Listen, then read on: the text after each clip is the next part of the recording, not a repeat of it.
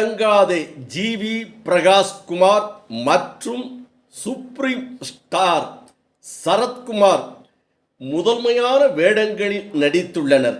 இன்றைய அரசியல் விறுவிறுப்பாக இப்படம் பேசுகிறது என்றும் சுரப்பி நாயகியாக நடித்துள்ளார். அடங்காதே படத்தில் பிரபல பாலிவுட் நடிகை மந்த்ரா பேடி முக்கிய கதாபாத்திரத்தில் தோன்றியிருக்கிறார்.